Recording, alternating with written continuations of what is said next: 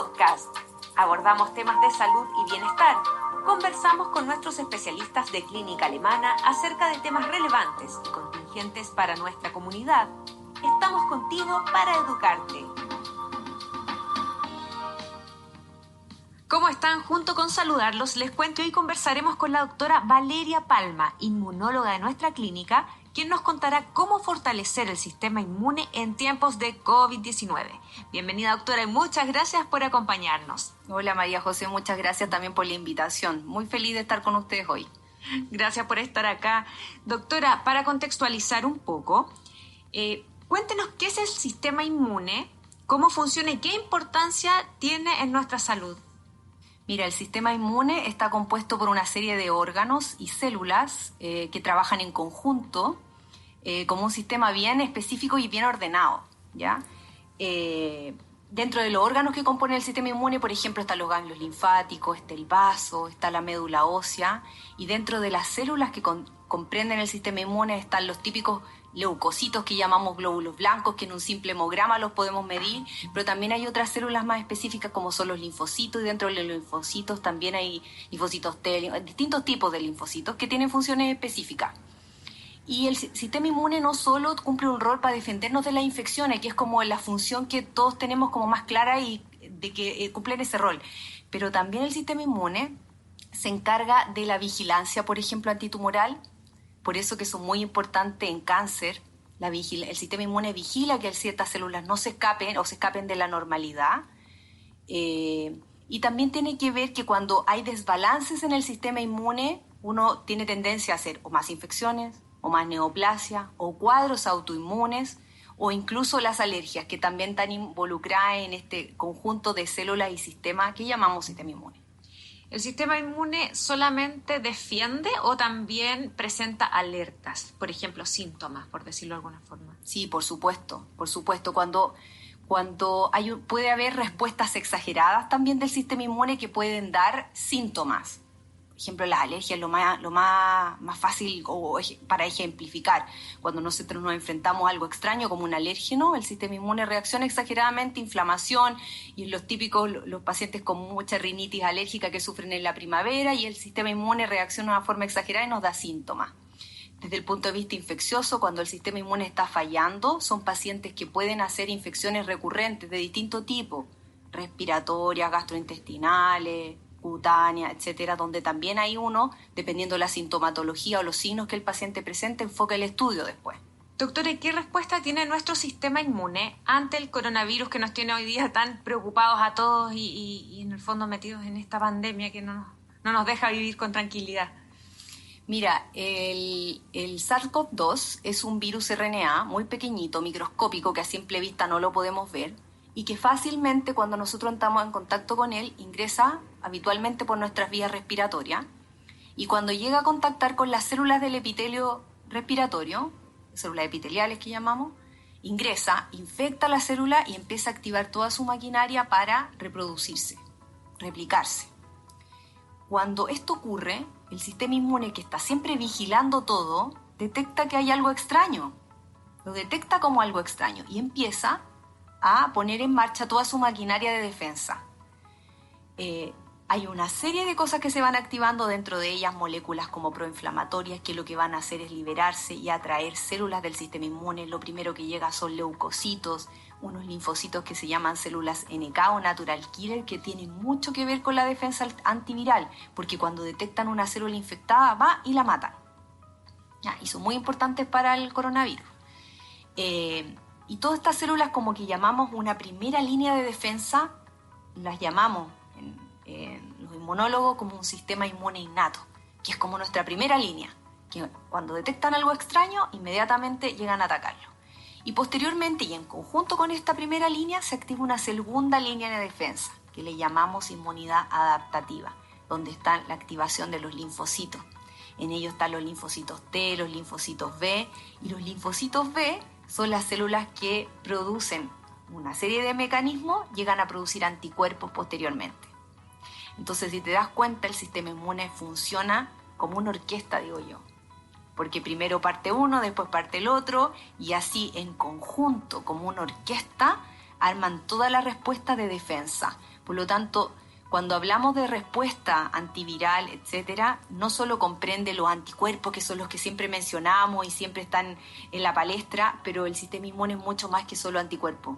Es una serie de células y una serie de moléculas que se activan y que atacan muy bien al coronavirus. Y se van activando de a poco a medida de cómo se van defendiendo estas líneas, por decirlo así. Exactamente. Si se para la primera línea, ¿el resto no se activa, el resto de los sistemas?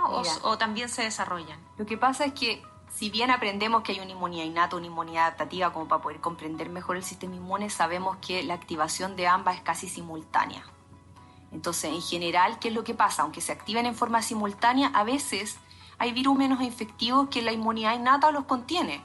Independiente que se haya activado la inmunidad adaptativa, que después uno igual hace anticuerpos contra ese virus, etc., pero la inmunidad innata a veces pudo contenerlo y la infección no progresó. ¿Ya? ¿Por qué funciona de forma tan distinta en distintas personas? Porque en el fondo nuestro sistema inmune, me imagino yo que funciona de la misma forma en todas las personas, pero los ataca o es efectivo de distintas formas dependiendo de la persona que desarrolle o que reciba el virus o lo que sea. Sí, claro, por supuesto que hay diferencias individuales que van desde la genética, porque todos traemos un bagaje genético que es innato a cada uno y que eso puede predisponer a ciertas respuestas inmunes distintas. También están todos los factores ambientales y todo lo que traiga uno como individuo, si uno tiene comorbilidades, si no tiene comorbilidades, si lleva una alimentación sana, si no lleva una alimentación sana. Si por otra parte tuviera alguna inmunodeficiencia o algún defecto en tu respuesta inmune que hace que alguna de esta cascada de eventos falle. Por ejemplo, ahora en específico en el coronavirus se ha visto que igual hay moléculas que deben liberarse en tiempos determinados. Por ejemplo, hay una molécula que se llama interferón tipo 1, que se ha visto que en pacientes que evolucionan muy grave, por ejemplo, hay un defecto en la síntesis de esta molécula. ¿Entiendes? Entonces, pueden haber eventos en tu respuesta inmune que van a ser distintas en cada individuo. Y también lo que se ha visto, que nos ha enseñado el coronavirus en todo este tiempo que ha estado con nosotros, es que hay pacientes que hacen una hiperrespuesta también. Que si bien pueden desarrollar una respuesta inmune, pueden desencadenar tanta inflamación que además esa inflamación excesiva también es perjudicial para el paciente. Son muchos los factores en el fondo. O sea, funciona como de forma básica de una forma, pero hay muchos factores que van a influir en el fondo en la respuesta inmune. Doctora, hay una palabra que yo leí que me llamó mucho la atención. ¿Qué es la inmunosenescencia y qué relación tiene con el COVID-19? Sí. Mira, ese concepto se basa en que nosotros con los años envejecemos y nuestro cuerpo envejece. Y nuestro sistema inmune, más que envejecer, lo que pasa es que su capacidad de respuesta es menor, sobre todo a infecciones nuevas. ¿Es menor o es más lenta? Es menor, ya. Es menor en intensidad, ¿ya? Tiene menos soldados en el fondo, en esta primera línea. Exacto, hay menos soldados, no solo en primera línea, sino también en segunda línea, con esta respuesta más de linfocitos y de anticuerpos. Sabemos que no es tan intensa que si uno compara a un paciente de más de 65 años versus un paciente de 20 años, la respuesta sabemos que es distinta, ¿ya? Y eso se basa en que, en general, la respuesta, como yo te decía, a infecciones nuevas o a microorganismos nuevos es distinta, es menor. Sin embargo, nosotros a lo largo de la vida desarrollamos una inmunidad que se llama de memoria, ¿ya?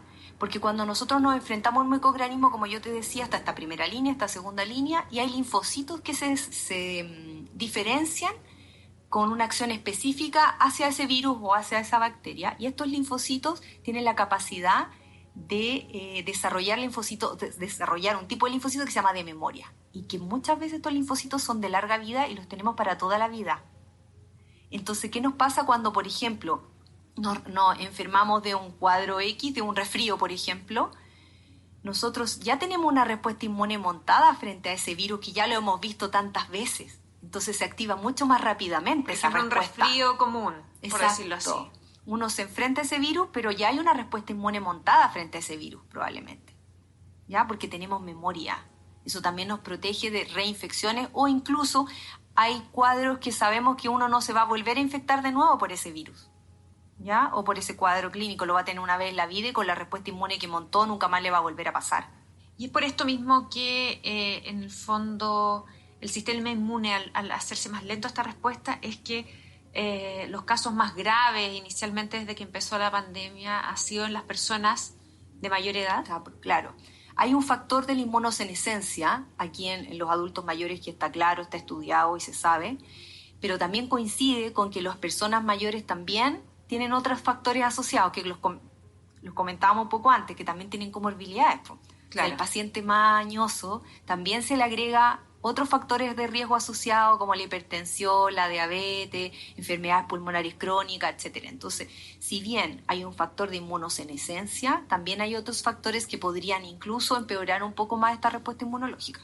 Ya que tocamos ese punto de las comorbilidades, doctora, ¿cómo es el sistema inmune en pacientes que tienen enfermedades que son comorbilidades para poder enfrentarse a este virus? Claro, sabemos de antes de esta pandemia que hay enfermedades crónicas que te predisponen a otras infecciones.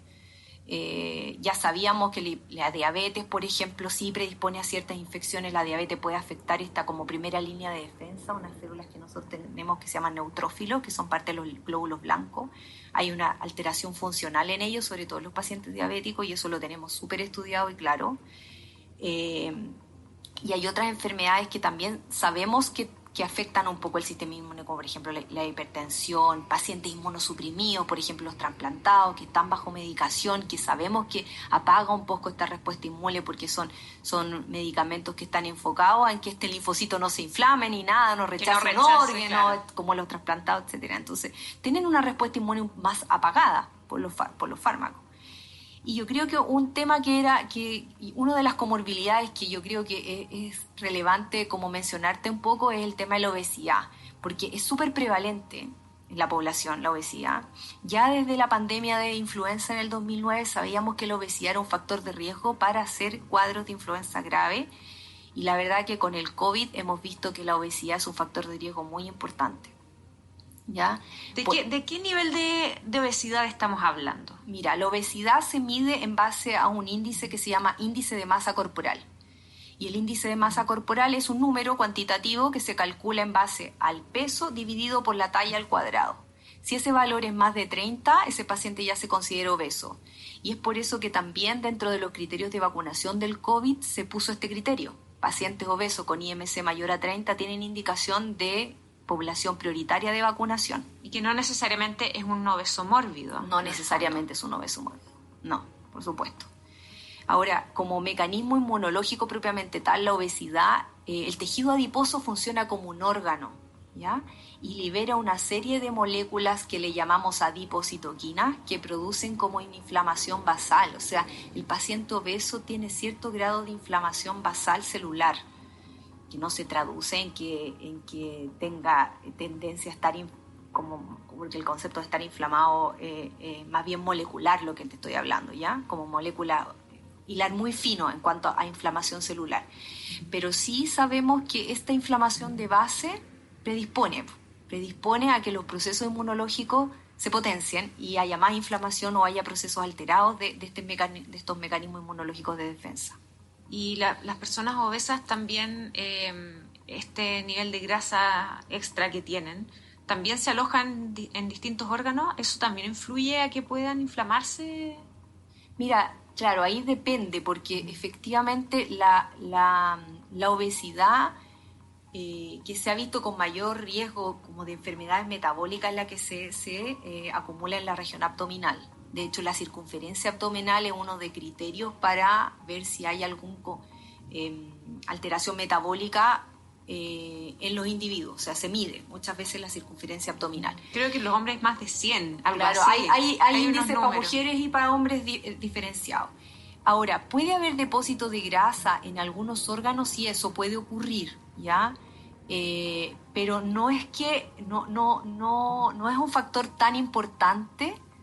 Yo te diría que el obeso obviamente acumula grasita en algunos órganos, pero ese factor, eso no es que esté asociado a un mayor riesgo el acúmulo de grasa en algunos. Por ejemplo, si tú estás pensando a lo mejor en un hígado graso, El hígado graso no solo está presente en los obesos, hay pacientes con peso normal que pueden tener un hígado graso, por ejemplo. Entonces, no necesariamente la obesidad puede estar relacionada con el depósito de grasa en algunos órganos. El hígado graso además tiene otra fisiopatología y otros mecanismos que gatillan que se deposite la grasa en ese hígado, ¿me entendí? Entonces, cuando hablamos de como depósito de grasa en algunos órganos, estamos hablando de otros mecanismos, de otras patologías, de otros factores de riesgo. O sea, la obesidad en general ya es un factor de riesgo y una comorbilidad. Sí. Doctora, ¿cómo las vacunas pueden ayudar en nuestra defensa contra el SARS-CoV-2? Mira, las vacunas, ¿cómo funcionan? No voy a hablar de tecnología de vacuna porque eso es materia muy técnica, no me voy a referir a cosas básicas. Una vacuna es un recurso que tenemos de prevención de enfermedades porque a través de la inoculación de un agente en nuestro cuerpo vía intramuscular o subcutánea o orales, que también hay vacunas orales, introducimos este microorganismo en tu cuerpo que probablemente tú lo has visto o no lo has visto, no sabemos. Hay pacientes que nunca han visto o que nunca han estado infectados por el coronavirus, por ejemplo, y que han recibido su vacuna y en esa vacuna ha ido inoculado partes del virus o proteínas del virus. ¿Alguna parte de este virus ha ido en estas vacunas? Nuestro cuerpo, ¿qué es lo que sensa que eso es algo extraño? Lo identifica inmediatamente. Piensa que tu sistema inmune siempre está sensando cosas. Y estas cosas extrañas pueden ser alérgenos, pueden ser microorganismos, pueden ser distintas cosas, células tumorales, etc. Pero en este caso, de las vacunas, sensa un microorganismo que es extraño a tu cuerpo. O sea, es una proteína que tú nunca has visto antes. Lo que viene en la vacuna son proteínas del virus, partes del virus o incluso como lo que se ha llamado RNA mensajero, que lo que traducen es una proteína en el fondo. Y esa proteína que va a llegar a nuestro organismo o que el sistema inmune va a sensar, va a decir, esto es algo extraño, esto yo nunca lo he visto, esto no es parte de mi cuerpo. Y se va a montar esta maquinaria que yo te comentaba, que son una serie de moléculas y células que se empiezan a activar y decir, no, tenemos que defendernos de esto es algo extraño. Se activa nuestra primera línea de defensa, que es nuestra inmunidad innata, y luego se activa nuestra inmunidad adaptativa. ¿Por qué es importante la activación de la inmunidad adaptativa? Porque la inmunidad adaptativa es la que nos va a dar la memoria inmunológica, que un poco ya te comentaba anteriormente. Es la que va a detectar si es que estamos expuestos a este virus. Exacto. Esto yo ya lo conozco. Exactamente. Es la que nos va a permitir que si yo nuevamente me enfrento a este virus, a decir, yo esto ya lo conozco, ya tengo linfocitos hechos específicos para este virus y lo voy a atacar. Ya tengo anticuerpos prehechos en mi cuerpo para decir, mira, yo ya tengo anticuerpos listos para atacar a este microorganismo. Entonces, eso nos permite las vacunas y son lo que nos ha permitido subsistir hasta el día de hoy, porque gracias a Dios tenemos vacunas para muchos agentes que antes podrían habernos causado la muerte y hoy en día la verdad que las vacunas ha sido uno de los desarrollos más importantes en la medicina y que nos ha permitido subsistir a infecciones que hace muchos años atrás nos habrían causado pandemia y mortalidad quizás mucho más altas de las que hoy tenemos. En general las enfermedades infecciosas no son de las cosas que causan gran mortalidad, exceptuando esta pandemia que nos está atacando, que nos hizo como pensar que lo infeccioso lo habíamos dejado un poco de lado y efectivamente partículas tan pequeñas como un virus o microorganismos tan pequeños como un virus pueden provocar tanto daño. Doctora, ¿y qué pasa con las personas que ya se contagiaron? Si yo ya tuve, por ejemplo, COVID-19, ¿puedo vacunarme? Mira, la respuesta es sí. De hecho, los pacientes que han tenido COVID tienen indicación de vacuna. Este virus nos ha enseñado que, como yo te comentaba, hay una variabilidad individual de cómo tú respondes a la infección natural. A cualquier infección natural, incluido el coronavirus, yo puedo responder de una forma. Mi sistema inmune innato y adaptativo va a responder de una forma. Y si hago una respuesta efectiva, a lo mejor esa infección va a ser leve o puede ser más moderada o puede ser severa. Y mi respuesta inmune frente a eso va a ser variable.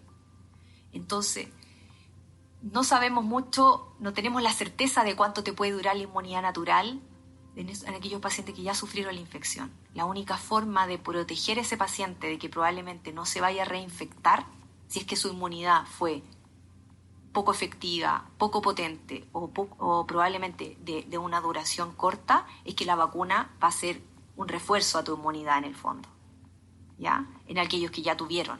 Entonces va a ser como un refuerzo, reforzar la respuesta inmune. Probablemente, si tú produjiste poco anticuerpo, este boost de vacuna va a ser un estímulo para tu sistema inmune, para producir anticuerpos potentes, para establecer esta inmunidad de memoria que es la que queremos. Y que dure en el tiempo, que tampoco tenemos la certeza de cuánto nos va a durar con vacuna, pero... Es muy incipiente todavía. Exacto, está todo en estudio todavía. Doctor, ¿y por qué se ha sabido de casos que se han contagiado, desarrollaron la enfermedad leve, probablemente algunos, otros más fuertes, y después en un segundo contagio, a pesar de que ya tuvieron la enfermedad, les viene una reacción mucho más fuerte? ¿Por qué pasa esto si supuestamente el sistema inmune ya tiene como estas defensas de memoria? ¿Por qué podría producirse un caso más agresivo en una infección? Mira, ahí pueden ser varios factores asociados. Puede ser que en la primera infección efectivamente la respuesta inmune que montó fue muy débil, muy poco potente o muy baja en estos como linfocitos de memoria que yo te comento. Entonces como que el sistema inmune cuando volvió a ver este virus tenía una respuesta inmune muy débil montada para poder atacarlo efectivamente. ¿La carga viral importa también? La carga viral sí es un factor importante para se ha asociado mayores cargas virales a mayor gravedad. ¿Ya? Así que el inóculo viral o la carga viral que el paciente puede desarrollar sí se ha asociado a mayor severidad. ¿Ya? Eso también puede ser. O también puede ocurrir que este paciente, como yo te comentaba, tenga una deficiencia, que nunca se estudió, nunca supo, hasta que le pasó esto, que tenga una deficiencia inmunológica y que al parecer su respuesta inmune va a ser más débil a este virus, siempre. ¿Ya? Nos queda mucho por aprender de este virus y probablemente estos casos que tú me mencionas van a ameritar que uno estudie más a esos pacientes que aún teniendo un primer evento o episodio de infección y luego un segundo hayan hecho un cuadro más severo en la segunda oportunidad. Hay algo que hay que estudiar en su sistema inmune probablemente para ver la causa de eso. Y así todo también es recomendable que me vacune. Por supuesto, sí, de todas maneras. ¿Qué pasa si soy alérgica? ¿Puedo vacunarme si es que tengo estas reacciones, si hiperreacciono a agentes externos? ¿Las personas alérgicas se pueden vacunar? Mira, es una pregunta súper frecuente que hemos tenido en la consulta y la Sociedad Chilena de Alergia e Inmunología emitió un comunicado así súper formal, también está en la página web de la sociedad para los que quieran acceder, está de libre acceso, porque hubo como una alerta al comienzo de que efectivamente pacientes como alérgicos o que habían tenido el antecedente de una anafilaxia, que es una reacción alérgica severa por algún alimento o por alguna picadura de himenóptero como la avispa o la abeja, podían tener riesgos con las vacunas de alguna reacción alérgica. La verdad, hoy en día sabemos que no, los pacientes que han tenido este tipo de reacciones no tienen ninguna contraindicación para la vacuna, ¿ya? La única contraindicación formal a la vacuna es el antecedente de alergia a algunos componentes de la vacuna como son el polisorbato o el propilenglicol, que son componentes que son como excipientes que tiene la vacuna, son cosas que se le ha agregado a alguna de estas vacunas. Me estoy refiriendo a las vacunas que tenemos disponibles en Chile, que son la de Pfizer-BioNTech y la CoronaVac o de laboratorio Sinovac, ¿ya?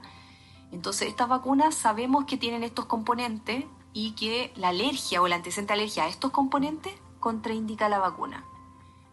La segunda contraindicación que tiene la vacuna es aquel paciente que con la primera dosis de la vacuna hizo una reacción alérgica severa. Ese paciente también tiene contraindicada la vacuna, pero son las dos únicas instancias donde uno ha contraindicado la vacuna.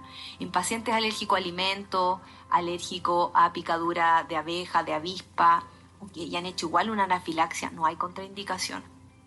La precaución yo la tendría con pacientes alérgicos a fármacos, a medicamentos, que han hecho alguna reacción alérgica severa, sobre todo de tipo anafiláctica, que son estas reacciones inmediatas a los medicamentos, porque hay algunos medicamentos que pueden tener polietilenglicol, por ejemplo, o polisorbato. Compartir este excipiente que la vacuna tiene y esos pacientes podrían tener cierto riesgo de reaccionar a la vacuna. Por eso que si hay algunos pacientes que han tenido efectivamente reacciones alérgicas severas con medicamento, lo mejor es consultar antes para estar tranquilos o seguros de que efectivamente no tienen un mayor riesgo al vacunarse. Perfecto. Doctora, ¿qué rol cumple el estrés en nuestra inmunidad? Aquí ya estamos entrando al terreno de lo que nosotros, entre comillas, podemos un poco manejar. Mira, el estrés se sabe que produce una respuesta disminuida en el sistema inmune, ¿ya?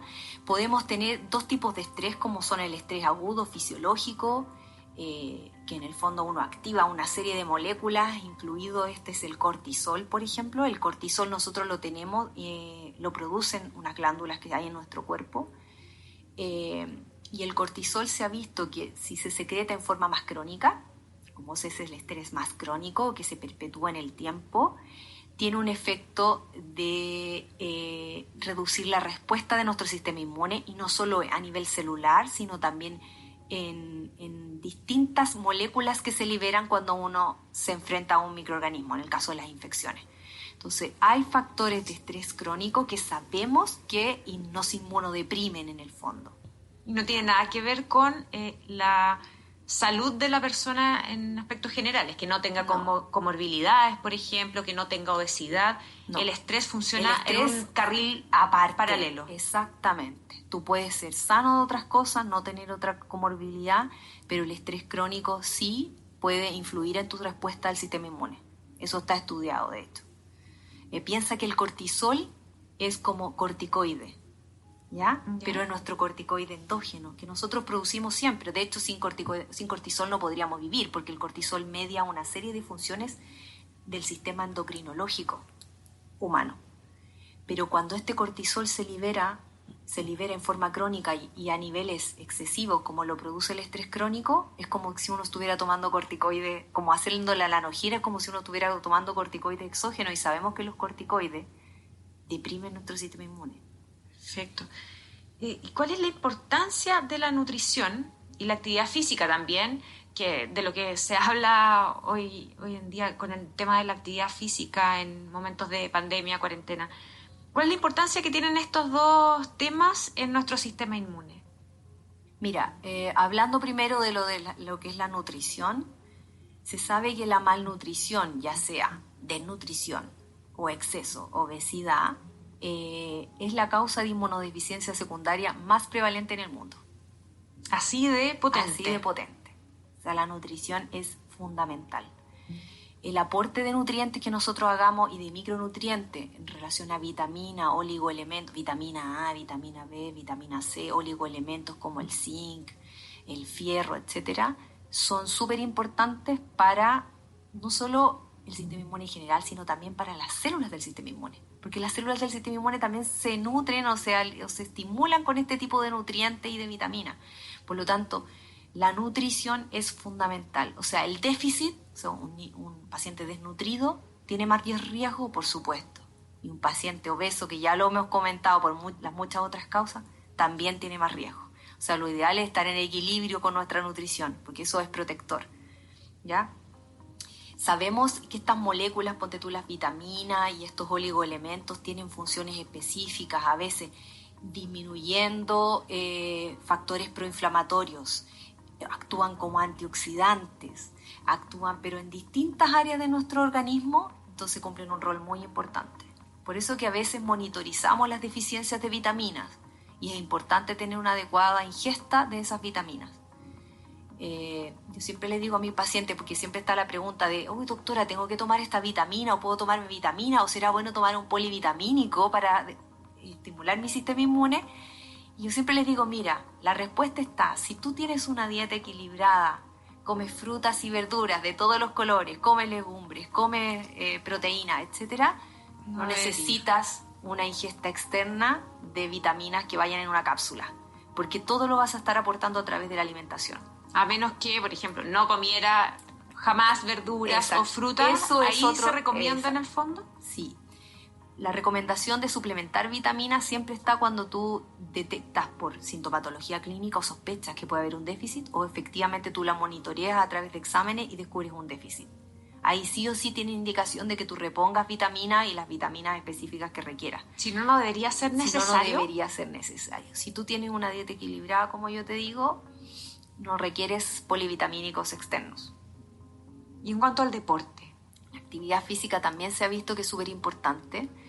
Se sabe que tiene dos efectos importantes la actividad física. Uno, directos, que son como efectos directos a nuestro sistema inmune a nivel celular, a nivel molecular, pero también indirectos, porque sabemos que la actividad física, ¿qué es lo que hace? Mejora la calidad del sueño, disminuye el estrés, activa tu metabolismo, mejora la función pulmonar. Entonces el ejercicio físico... Se liberan endorfinas. Por supuesto, uno está más feliz, está más contento, está con más energía. Entonces el ejercicio físico tiene efectos directos, como yo te decía, a nivel de las células del sistema inmune, que eso también está estudiado.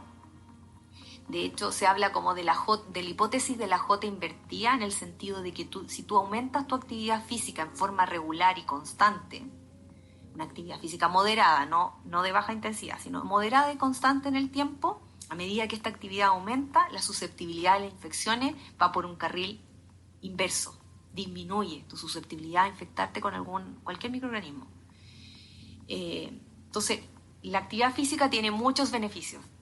Lamentablemente, yo creo que muchos estamos muy sedentarios en esta etapa de pandemia, que estamos tan encerrados, pero hay que tratar de hacer un esfuerzo, de empezar a moverse un poquito más, porque la verdad que la actividad física mejora nuestra calidad de vida en todos los sentidos. Doctora, muchas gracias por esta conversación, que puede ser un tema más complejo, pero fue muy entretenido y de una forma muy clara nos explicó cómo funciona el sistema inmune. Muchas gracias por acompañarnos hoy. Gracias a ti por la invitación, muy contenta de haber estado, y espero que estas recomendaciones les sirvan a muchas personas también que nos están escuchando. De todas maneras, no me cabe duda, doctora. Nosotros nos despedimos y nos encontramos en un nuevo Alemana Podcast. Síguenos en nuestras redes sociales y visita nuestro sitio web alemana.cl. Nos vemos en otro Alemana Podcast. Clínica Alemana. Si es tu salud, es la alemana.